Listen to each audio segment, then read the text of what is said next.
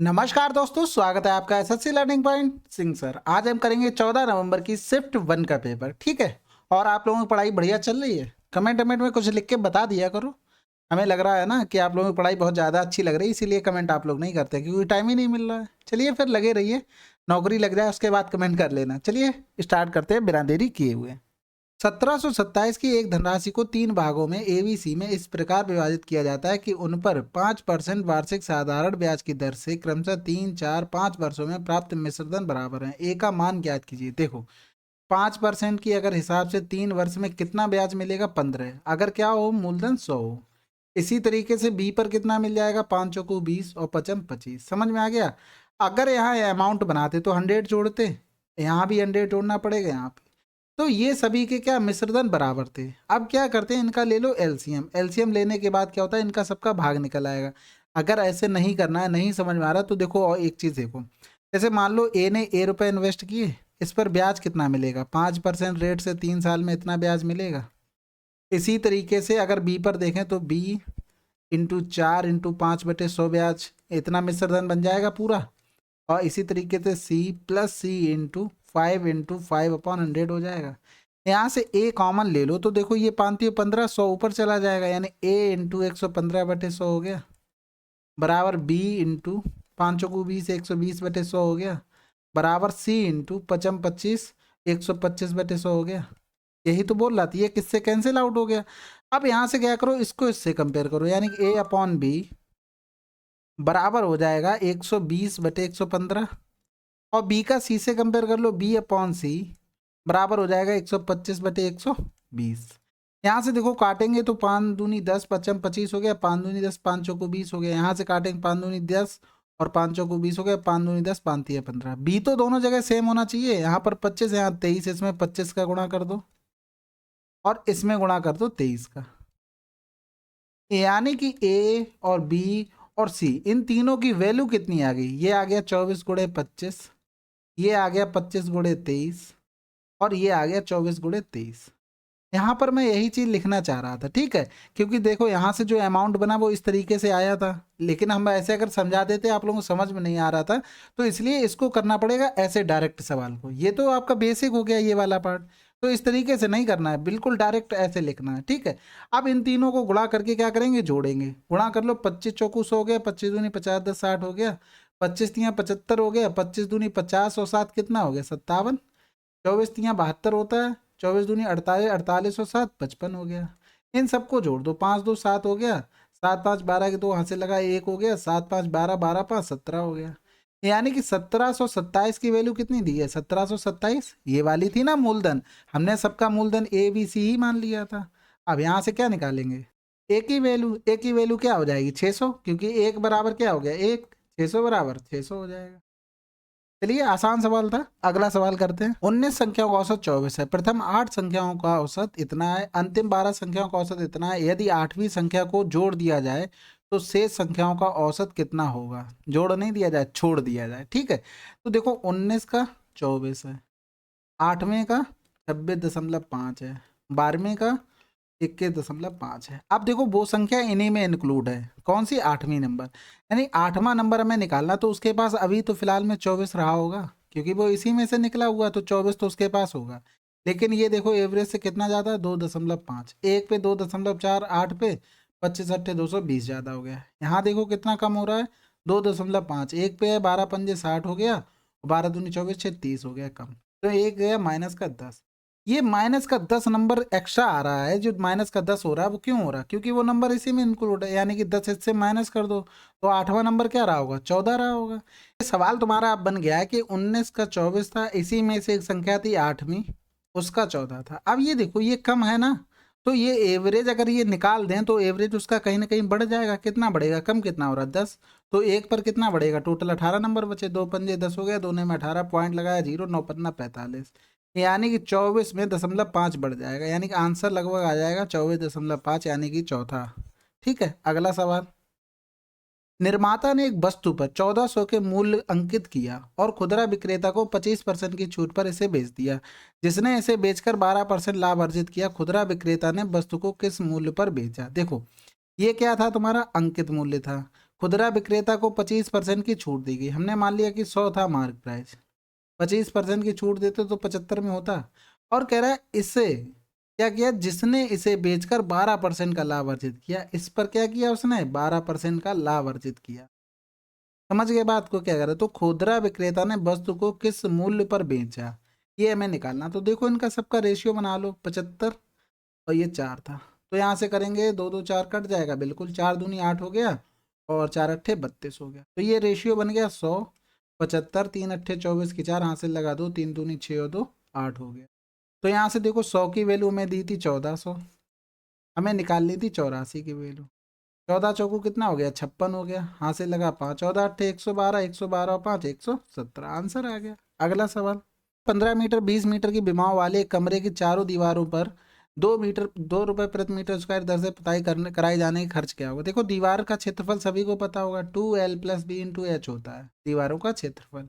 ठीक है, 2L+B 15 12 27 हो गया, गुणे एच की वैल्यू कितनी होगी 20, और 2 रुपए लगने थे, तो 2 दूनी 4 दूनी 8, 8 सत्ते 56 हो गया, 8 दूनी 16 और 5 21 हो गया, 2160 रुपये आंसर। अगला सवाल, स्थान ए से बी तक एक ट्रेन को बस के किरायों का अनुपात इतना है, यदि ट्रेन का किराया 15% बढ़ जाता है और बस का किराया 10% बढ़ जाता है तो ट्रेन और बस के लिए नए किरायों का अनुपात क्या होगा। देखो 3 था, इधर 5 था, ये 15% बढ़ गया किसका, ट्रेन का, और ये 10% बढ़ गया, तो ये तो चला गया, इधर जाएगा तो 5 दूनी 10 हो गया, 5 तिया 15 हो गया, बाकी कुछ करना नहीं, 23 तिया 69 हो गया, 110 हो गया, आंसर आ गया। अगला सवाल, देखो सिंप्लीफिकेशन का है, यहाँ से करेंगे तो 2 तिया 6 हो गया, माइनस का 3, 3 त्रिका 9, माइनस का 3 हो जाएगा, यानी कि 2 बटे माइनस का 9 हो जाएगा, गुणे में 3 है, माइनस का 1 है, 3 त्रिका 9 हो गया, इधर जाएगा तो 2+3 हो जाएगा, बटे का -3 हो जाएगा, 3 2 5 हो गया, 5/3 वो भी किसका, माइनस का, तो 3 एकम 3 2 5, ये आंसर हो गया।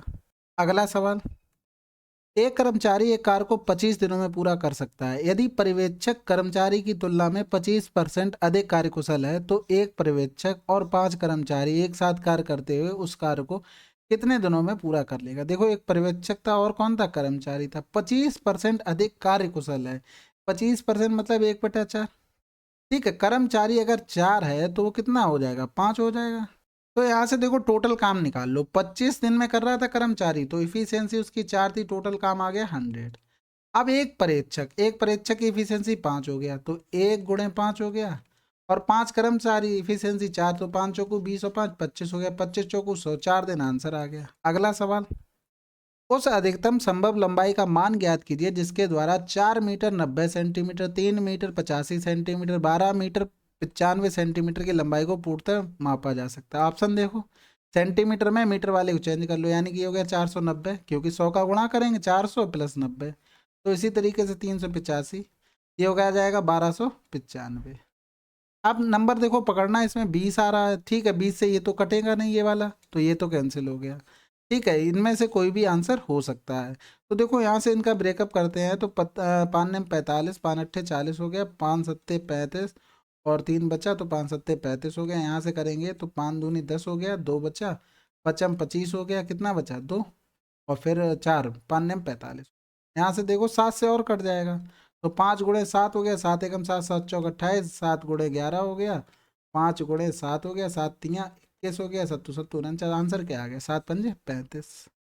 तो इस तरीके से एचसीएफ आप लोग निकाल सकते थे। अगला सवाल, एक सौदे में प्रतिशत लाभ क्रय मूल्य के 70% के बराबर है, यदि बाद में क्रय मूल्य 40% बढ़ जाता है लेकिन विक्रय मूल्य समान रहता है तो दोनों प्रतिशत लाभों का अंतर कितना होगा। देखो हमने मान लिया सीपी 100 था, तो लाभ कितना था 70%, और इसका एसपी कितना हो जाएगा 170, ये तो देखो 140 हो गया, लेकिन क्या कह रहा है एसपी नहीं बढ़ा, एसपी तो इतना ही रहा, यानी कि प्रॉफिट कितने हुआ 30 रुपए का, बट 140 हो गया, गुणे कितना हो गया 100 हो गया, ये 0 से 0 कट गया, ये 15 हो गया, ये 2 सत्ते 14 हो गया, यानी 150/7 हो गया।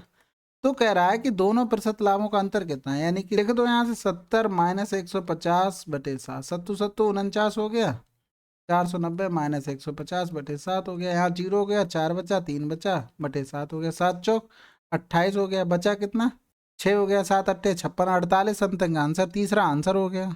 अगला सवाल, एक दुकानदार एक रेफ्रिजरेटर के अंकित मूल्य पर 12% की शुरुआती छूट देने के बाद रियायती मूल्य पर 17% की छूट देता है, यदि अंतिम विक्रय मूल्य इतना है तो अंकित मूल्य ज्ञात कीजिए। देखो सिंपल सी बात है, हमने अंकित मूल्य एक्स मान लिया। 12% की छूट देने का मतलब कितना, 88% में बेच रहा है। 17% की देने का मतलब 83% में बेच रहा है।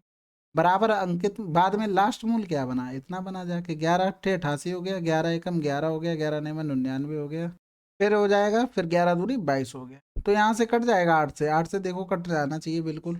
8×1 = 8 हो गया, 8×2 = 16, 3 बचा, 8×4 = 32 हो गया, 32 किया तो 8×9 = 72 हो गया। यहाँ से देखो 83 से कटना चाहिए, बिल्कुल कटना चाहिए। 13, 3×3 = 9, 3×8 = 24, 3 बार चला जाएगा। आंसर क्या आ गया, 30,000। अगला सवाल, एक ऑटोमोबाइल ऋणदाता साधारण ब्याज पर ऋण देने का दावा करता है, किंतु वह प्रत्येक 6 माह के बाद ब्याज को मूलधन में जोड़ देता है।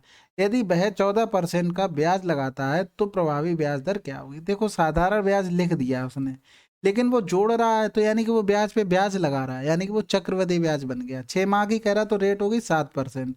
इफेक्टिव रेट निकाल लो 2 साल की, क्योंकि 6 माह कह रहा है, 1 साल में 2 बनेंगे पेयर, 6 6 महीने के। तो 7 + 7 हो गया, प्लस का 7 × 7/100 हो गया।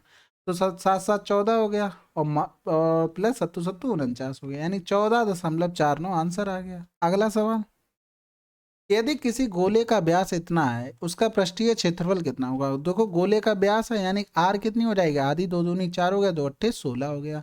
पृष्ठीय क्षेत्रफल गोले का क्या होता है, देखो सभी को पता होगा, नहीं पता है तो याद करके रखो ना, 4πr² होता है। यानी πr² को समझ में आ रहा, सर्किल का जब रेडियस 7 होती है तो πr² कितना होता है, 154। अब क्या गुना हो रही है, 4 गुना, यानी कि अब जो एरिया होगा इसका भी स्क्वायर हो जाएगा, किसका, 4 का स्क्वायर, यानी कि जो 4×154 × 4 = 16, ये आंसर हो गया हमारा।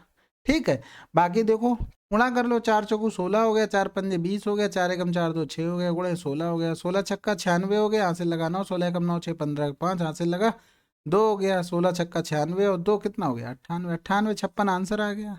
अगला सवाल, दो संख्याओं का अनुपात इतना है, उनका महत्तम समावर्त इतना है, तो उनका लघुत्तम समावर्त क्या होगा। देखो सिंपल सी बात है, अगर HCF 14 है तो इनमें 14 14 होना चाहिए, यानी 14×5 = 70 हो गया, 14 ने में 126 हो गया, ये तो नंबर होना ही चाहिए।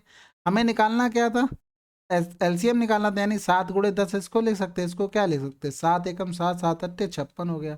इसको लिख सकते हैं 7×2 × 5, इसको 7×2 × 9 हो गया, तो ये तो देखो कॉमन हो गया, तो ये 14 आ गया। 5×9 हो गया, 14×5 = 70 हो गया, 70×9 हो गया, 9×7 = 63, 630 आंसर।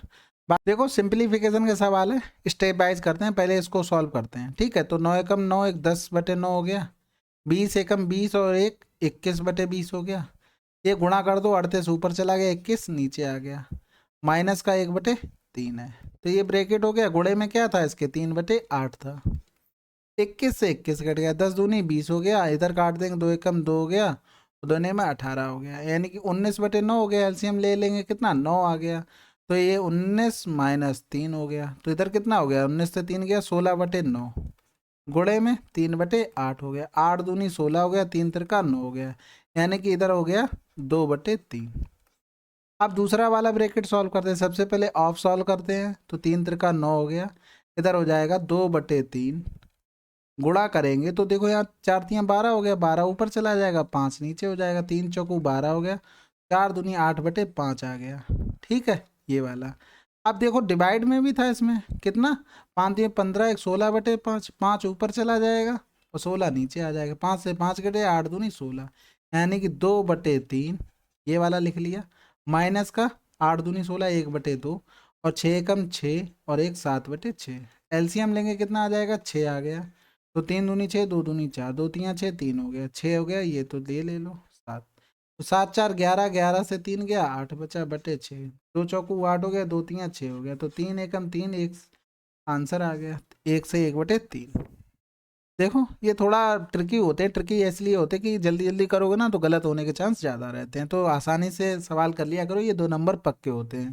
चलिए फिर अगला सवाल करते हैं। एक निश्चित कार्य को करने के लिए एक्स वाई की दक्षताओं का अनुपात इतना है, मिलकर कार्य करने पर वे कार्य को 15 दिनों में पूरा कर सकते हैं। एक्स अकेले उसी कार्य का कितना % भाग कितने दिन में पूरा कर सकता है। देखो दोनों की दक्षताएं ये थी, इनको जोड़ दो, और ये 15 दिन में काम कर रहे थे, ये आ गया क्या, टोटल वर्क। अब यहाँ से देखो 66 सही 2/3 यानी 6×3 = 18, 198 प्लस 2 करेंगे 200/3 परसेंटेज का मतलब 200/3। यानी इस पूरे काम का हमें 2/3 काम पूरा करवाना है किससे, एक्स से। एक्स की इफिशियंसी 5 है तो 5×3 = 15 से 15 कट गया, 14×2 = 28 आंसर। अगला सवाल, व्यंजक का 20% ऑफ 80, तो देखो 20% करेंगे नीचे 100 आ जाएगा, 2 जीरो यानी कि ये तो 16 आ गया, प्लस का 2x हो गया। यहाँ से करेंगे तो एक जीरो नीचे देखो 100 किया तो ये जीरो चला गया, 5×9 = 45, 5×2 = 10 हो गया, तो 2×4 = 8 हो गया, 2×5 = 10 हो गया, तो 3×5 = 15 और 3×4 = 12, 1 13 हो गया, प्लस का 20×5 = 100 करेंगे, ये 17×5 = 85 + 17 हो गया। तो सवाल बन गया 2x = 13.5 प्लस का 1, x बराबर हो गया, इनमें जोड़ेंगे 14.5 हो जाएगा, बटे का 2 हो जाएगा, नीचे कर दो जीरो, तो 5×2 = 10, 5×9 = 45, 5×4 = 20 हो गया, तो 4×7 = 28 हो गया, यानी कि 7 सही 1/4। ठीक है, अगला सवाल, ए बी सी तीन संख्याएं ए बी से 48% कम है, सी ए बी के योग से 20% अधिक है। ए बी सी तीन संख्याएं ए बी से 48% कम है, सी ए बी के योग से 20% अधिक है, बी सी के कितने परसेंट कम है। देखो सिंपल है, ए बी से 48% कम है यानी कि 52 है। सी का क्या हिसाब किताब है, ए प्लस बी के योग के योग 152 है और इसका 120% अधिक है, यानी कि ये तो आ गया तुम्हारा क्या, सी। जीरो से जीरो कट गया, ये हटा दो, ये कोई मतलब का नहीं है, फिर बाद में करो हल्ला पल्ला। 520 10 का सब में गुणा कर दिया तो ये 12×2 = 24 हो गया, 12×5 = 60 हो गया और 12×12 = 6 18 हो गया, तो कितना अधिक हो रहा है, 824/1824 हो गया, गुणे हो गया 100, क्योंकि सी के ही रिस्पेक्ट में पूछा है बिल्कुल। तो यहाँ देखो 4×2 = 8 हो गया, 4×6 = 24 हो गया, यहाँ से करेंगे 4×2 = 8, 4×4 = 16, 2 बचा, 4×5 = 20, 4×6 = 24, 2 से अभी भी कट जाए, 2 एकम 2 हो गया, 0 2 3 6 हो गया, 2×2 = 4 हो गया और 2×2 = 4 हो गया, 2×8 = 16 हो गया, कट जाएगा, अब नहीं कटेगा, कट जाएगा, इससे तो कटेगा, 4×5 = 20 से, 4×2 = 8, 4×5 = 20 हो गया, 4×5 = 20, 4×7 = 28 हो गया, तो 25×3 = 75 हो गया, 25 से कम 25 हो गया, 57 से हमें भाग करना था। तो ऑप्शन देखो, सबसे पहले 8 आया, 8×5 = 40, 25 से बहुत बड़ा है, कोई बात नहीं है। 7 वाला देखो, 7×5 = 35 भी 25 से बड़ा, ये भी नहीं होगा, यानी कि 4 बार जाएगा, तो 4 का गुणा करेंगे, 4×7 = 28 हो गया, 4×5 = 20 तो 22 हो गया, 17 से 8 गया 9 बचा, 3 से 2 गया, 4 से 2 गया 2 बचा, उतारा लिया 5 का। अब देखो दूसरा 8 है और 5 है, तो 8×5 = 40, 29 से बहुत ज्यादा है, 5×25 = 29 से कम है, आंसर आ गया। अगला सवाल, ए अपने प्रतिशत लाभ की गणना किसी वस्तु के विक्रय मूल्य पर करता है, जबकि बी अपने लाभ की गणना उसी वस्तु के क्रय मूल्य पर करता है। दोनों के विक्रय मूल्य बराबर है और दोनों 40% का लाभ अर्जित करते हैं। यदि उनके लाभों का अंतर 120 है तो वस्तु का विक्रय मूल्य ज्ञात कीजिए। देखो सिंपल है बिल्कुल सवाल। ए कर रहा है अपने सेलिंग प्राइस पर, सेलिंग प्राइस अगर 100 मान लो तो 40% का लाभ होगा, तो कॉस्ट प्राइस किसका कितना रहा है इसके हिसाब से 60। लेकिन बी में देखो, बी में कॉस्ट प्राइस 100 है तो सेलिंग प्राइस 140, ये तो नॉर्मल अपना कर रहा है। तो ये 0 से 0, 2×7 = 14, 2×5 = 10 हो गया, 0 से 0, 2×5 = 10, 2×3 = 6 हो गया। दोनों के सेलिंग प्राइस बराबर होंगे, यानी कि इसमें 5 का गुणा कर दो, इसमें 7 का गुणा कर दो, तो यहाँ पर सेलिंग प्राइस 35 हो गया, इधर भी सेलिंग प्राइस 35 हो गया, कॉस्ट प्राइस इधर कितना हो गया 25, इधर कितना हो गया 21, इधर कितना प्रॉफिट हुआ 5 से 1 गया 4, 3 से 2 गया 1, इधर कितना हुआ 10 का।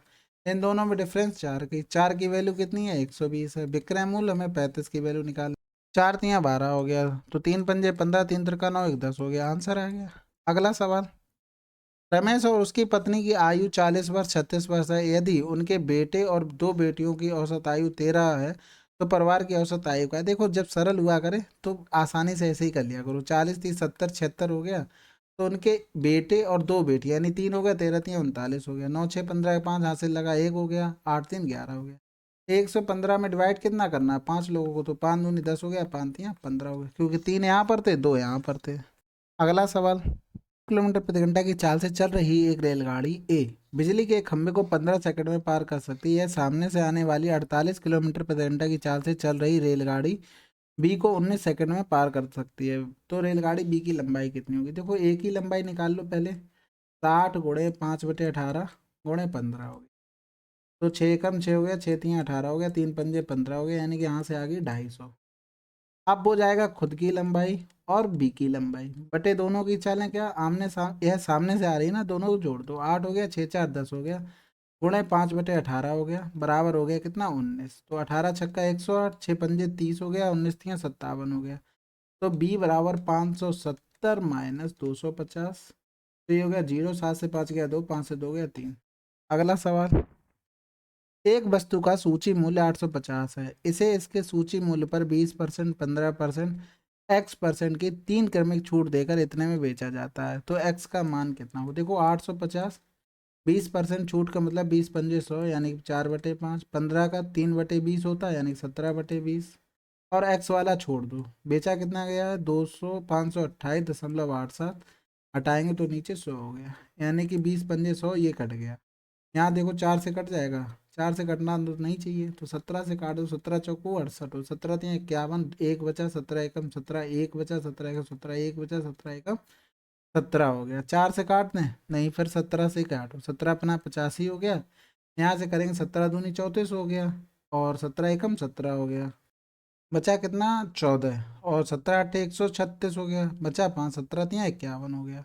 तो यहाँ से करेंगे 5 चौको भी 200 की चीज़ 183 में, यानी कि जो एक्स वाली छूट है वो यहाँ से आ जाएगी। कितने की 17 की छूट दी 200 में, गुणे हो गया 100, 0 से 0 चला गया, 2 अट्ठे 16, 2 पंजे 10, यानी कि 8.5 वैल्यू होगी किसकी, x% की। अगला सवाल, एक व्यक्ति ने कुछ धनराशि 5% साधारण ब्याज पर उधार ली, यदि 6 वर्षों के बाद ब्याज की धनराशि उधार ली गई धनराशि से 5600 कम है, तो उधार ली गई धनराशि की गणना कीजिए। देखो अगर मान लो धनराशि 100 लेता तो 5% रेट से 6 साल में ब्याज कितना होता, 30 रुपये होता। इसमें डिफरेंस कितना है 70, इसी की तो वैल्यू दी थी 5600, तो हमें निकालनी किसकी थी 100 की वैल्यू। 0 से 0 चला गया, 7 अट्ठे 56 यानी कि 80 गुना हो रहा, आंसर क्या आ गया 8000। अगला सवाल, 2 दर्जन केलों का मूल्य इतना है, 18 नींबू का मूल्य इतना है, एक नींबू एक केले का मूल्य कितना होगा। देखो पहले कौन सा लिखा नींबू, तो एक नींबू का मूल्य हो गया ये, और 2 दर्जन केले मतलब 24 केले हो गए, तो 240/24, तो ये 10 हो गया, और ये 18 पंजे 90 हो गया, यानी 1:2 आंसर आ गया। अगला सवाल, एक नाव 4 घंटे में धारा की विपरीत दिशा में 10 किलोमीटर और धारा की दिशा में 12 किलोमीटर की दूरी तय करती है।